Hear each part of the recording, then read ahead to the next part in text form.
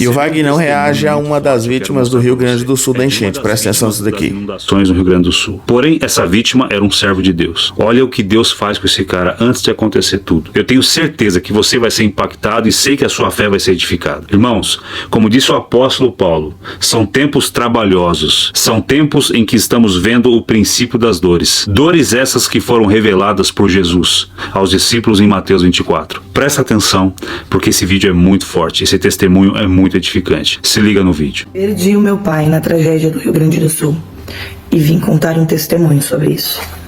Eu chamei e hoje eu vim relatar para vocês como Deus nos avisou que levaria meu pai e como meu pai faleceu nessa tragédia do Rio Grande do Sul. Então não sai daí, escute todo o vídeo para que você entenda o que eu estou falando. Não tente adivinhar, não tente supor nada e não tente achar que é loucura da minha cabeça, porque não é, foi real e eu tenho que compartilhar isso com vocês. No dia 28 de abril, que foi no domingo, foi o último dia que eu vi meu pai. Na terça, dia 30, ele faleceu às 8h30 da noite, com o desmoronamento que ocasionou por causa dessas chuvas no Rio Grande do Sul. Um pouco antes, meu pai vinha aqui em casa sempre cedinho, 7 horas da manhã ele já estava aqui. Ele vinha, ele trazia a Bíblia dele, e eu quero que vocês frisem bem essa parte. E ele sempre trazia a Bíblia dele marcada com essas fitinhas na última mensagem que ele leu antes de dormir. Olha tá? isso. Pra gente conversar sobre isso. Meu pai é evangélico desde 1994 ou 96, não tenho bem certeza. Semanas antes do acontecido, o meu pai chegou e falou assim pra mim, ele estava bem assim, pensativo, meio choroso, ele disse pra mim assim, nega, Deus falou comigo essa noite. E eu digo, como assim, pai? Ele falou, Deus falou de sonho comigo essa noite. Eu vi o pastor que me batizou, e ele estava com um rodo, puxando água debaixo da minha cama. E em um dado momento ele olhou pra mim e disse, João, que era o meu pai, o Senhor mandou te dizer que vai te levar dentro dos próximos dias. E meu pai se acordou com aquilo ali. E meu pai era o cara que ele orava tipo 3, 4 horas na madrugada. Ele era assim, era fora. Eu nunca vi uma pessoa orar tanto como meu pai orava. Era copiosamente as orações dele. E meu pai tinha muita essa coisa de Deus me falou, Deus me disse, sabe? E eu creio piamente nisso, tá? E meu pai ele tinha esse contato com Deus assim, de pô, Deus falou isso comigo, tal, tal. Bom, enfim, vamos lá. Aí eu tentei amenizar aquela situação, o dia passou, tudo certo. Dia 28 de abril, que foi o último dia que eu vi meu pai, foi no domingo. Meu pai chegou e ele estava bem abalado, assim, bem abalado. E ele chegou aqui, meu marido estava dando estudo para um rapaz, porque a gente tem célula, então a gente faz discipulado aqui em casa. E ele chegou, meu marido falou com ele, ele disse, é a última vez que eu tô vindo aqui, Thiago. E meu marido ficou assim e tal, conversou um pouquinho com ele, depois ele subiu lá pro ateliê e os rapazes ficaram aqui. E ali ele começou a conversar comigo, enquanto eu fazia meus artesanatos, e ele disse, é a última vez que eu tô vindo aqui, é a última vez que eu vou ver vocês, porque o Senhor essa noite. Meu Deus. A voz do Senhor entrou no meu quarto, e eu ouvi nitidamente o Senhor dizer que ia me levar. Eu não sei se não é essa noite que o Senhor vai me levar nos próximos dias, mas eu vou ir, porque o Senhor falou que vai me levar.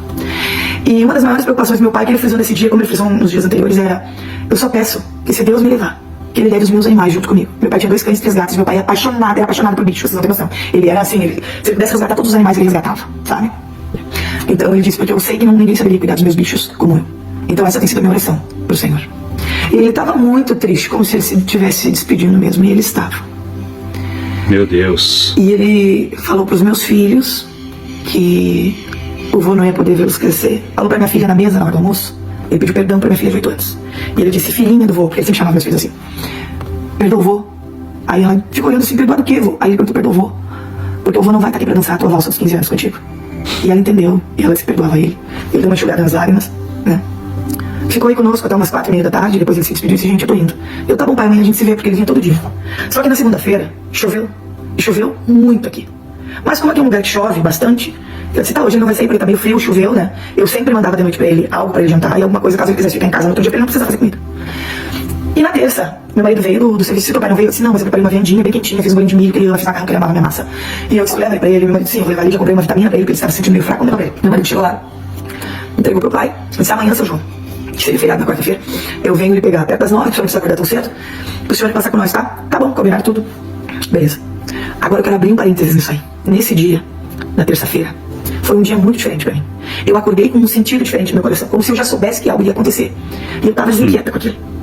Ao decorrer do dia, eu ouvi 2 pregações que falavam sobre luto, mas uma, em específico, mexeu muito comigo, e eu gostaria de compartilhar isso com vocês. A pregação da pastora, missionária, não sei, Helena Raquel, no Gideão Missionário, tá? Ela pegou essa passagem na sexta-feira, só que eu só assisti na terça. E você assista, você vai entender o que eu tô falando. Ou sobre isso, você vai entender o que ela tá falando com aquilo ali, sobre luto, sobre não mostrar, assim, no luto, fazer, sabe, coisas. É muito forte essa mensagem, eu gostaria que você assistisse, tá? Procure lá. E aquele dia foi assim, meio esquisito. Quando chegou de noite, tá? Era 8:55 da noite, e eu tava escovando meus dentes, quando uma vizinha ligou. E disse assim, Mila, teu pai foi soterrado. E só se ouviu os gritos de desespero. E, gente, eu fiquei no estado de nervo, eu comecei a tremer. Porque a ideia de tu sabe, pensar que teu pai morreu gritando desesperado por socorro, me sufocava. E eu dizia, Deus, que ele não tenha morrido sufocado, assim, sufocado, que ele não tenha sentido dor, sabe? Porque as coisas que tu, como no desmoronamento, tu sabe que é impossível, assim, é tipo 0,0,1% de chance de alguém ter sobrevivido. Mas ok, eu confiava em Deus, e se fosse da vontade de Deus que eu tivesse sobrevivido, ok, eu queria no milagre. Mas agora vem a parte mais assustadora. O pai foi retirado só na quarta-feira de manhã. Ele ficou toda a noite lá. Só que era 1h da manhã, eu e meus irmãos e meu marido estávamos de vigília naquele lugar. A 1h da manhã, uma voz ecoou dentro de mim, assim, ó. E essa voz me disse, não te preocupa. Ele foi levado antes da casa desmoronar. Aleluia, eu conheço essa voz. Eu digo, Senhor, eu tô ficando até louca. Sabe, porque a situação como um todo te faz pensar que tu pode estar ficando doido. E eu disse, Senhor, então me confirma isso, se for o Senhor falando comigo. Mas eu falei com Deus aqui, né? Não extermina. Vem pra casa, às 4h da manhã que meu marido tinha trabalhado, eu tava muito cansado. Eu disse, não, vou em casa, tu dorme um pouco, eu vou ficar lá, vou fazer um café, vou fazer os guris aqui, porque a gente ia ficar toda noite naquele lugar, tava frio, tava chovendo. E aí eu não consegui dormir aqueles minutos ali, meu marido dormiu. Mas antes do meu marido dormir, eu disse, Tiago, eu quero muito que o Senhor me confirme que o pai faleceu dormindo. Que chegue alguém e diga, olha, a gente encontrou ele tapadinho dormindo. Assim. E eu vou ter certeza que Deus levou ele antes que desmoronasse tudo sobre ele. Às 9h da manhã, acharam meu pai. E aí o brigadiano, o policial, então, ele veio e ele falou assim, gente, a gente encontrou ele como se ele estivesse dormindo. Tapadinho, com cobertor. Aleluia. Tranquilo, assim, como se estivesse dormindo. Não tinha terra sobre meu pai. Porque quando desmoronou a casa, fez isso aqui, ó, aonde ele estava. Alguns, não é viga que fala, aquelas madeiras do forro, sabe? Algumas caíram sobre ele, ele teve uma leve escoriação na cabeça, no dedo aqui assim, na orelha e na costela, que eu acho que ela caiu meio que assim, sabe? Só que ele ficou coberto com aquilo ali, então desmoronou ao redor, e ele ficou coberto assim, tá? Isso foi impactante, porque as minhas pernas se afrouxaram. E eu disse, meu Deus, o mais assustador disso tudo foi quando na noite do dia 1º a gente foi pro IML, e o legista saiu na porta com uma cara bem assim. Olha isso. Preocupada, assustada, não sei definir, ele tava com uma cara esquisita. E tava aí nós e o outro rapaz que cadê o pai dele, que era vizinho do meu pai também ao lado. E ele disse pra mim assim, tu é filho do seu João? Eu disse, sou. Ele disse, deixa eu te falar uma coisa. O teu pai não tinha nada de terra, ele não aspirou nada. Não tinha nada nem nas vias aéreas, nem no pulmão. Aí ele falou 3 vezes pra mim, o pulmão estava limpinho. Aí Deus falou comigo. Era mais uma confirmação que Deus me dava de que ele tinha levado meu pai. Tempos antes da casa desmoronar. Quando a casa desmoronou, todos os animais do meu pai estavam dentro de casa. Todos morreram. Lembra que eu falei que ele pediu pro Senhor levar os animais dele? Então, foi extremamente assustador. E me deixou pensando alguns dias. Pedi pros moradores dali que se eles encontrassem a Bíblia do meu pai, que eles guardassem, porque pra mim tinha um sentimental gigante, visto que todos os dias a gente estava nela juntos. Presta atenção. Eles acharam a Bíblia do meu pai, do jeito que eles acharam, eles deixaram.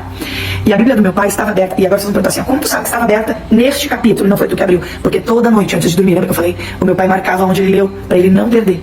E assim ele fez. E eu vou mostrar a Bíblia pra vocês agora.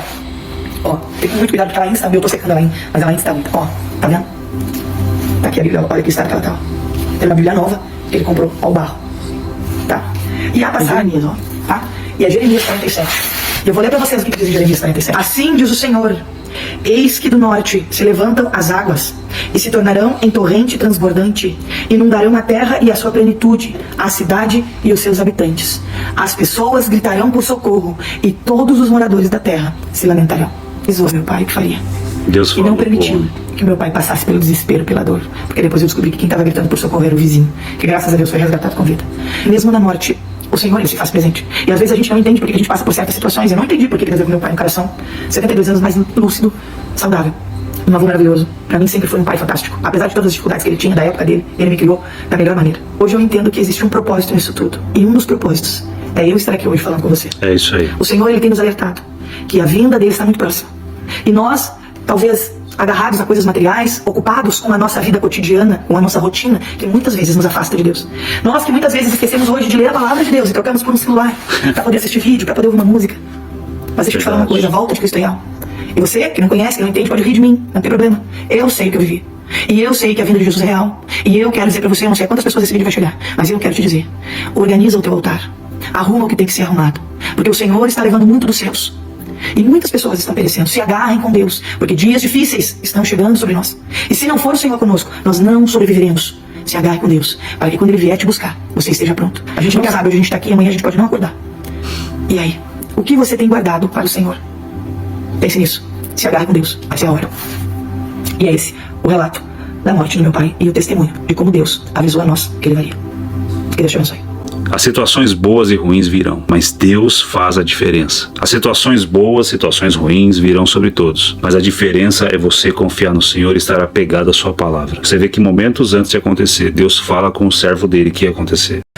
Então, pessoal, você acompanhou aí o react do pastor Vagnão a esse testemunho maravilhoso, onde nós contemplamos as misericórdias do Senhor, a graça e o amor dele para com os teus servos.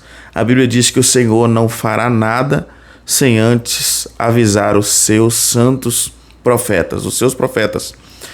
Ele avisou esse irmão comunicou toda a sua família, essa irmã ficou preocupada, mas Deus atendeu a oração do pai, Deus atendeu a oração da filha, né, que ela queria que o pai dela não tivesse sido sufocado, né, e de fato Deus guardou o nosso querido irmão e ele está na glória. Louvado seja o nome do Senhor. Deus te abençoe. Muito obrigado por sempre estar aqui nos acompanhando e acompanhado esse testemunho maravilhoso.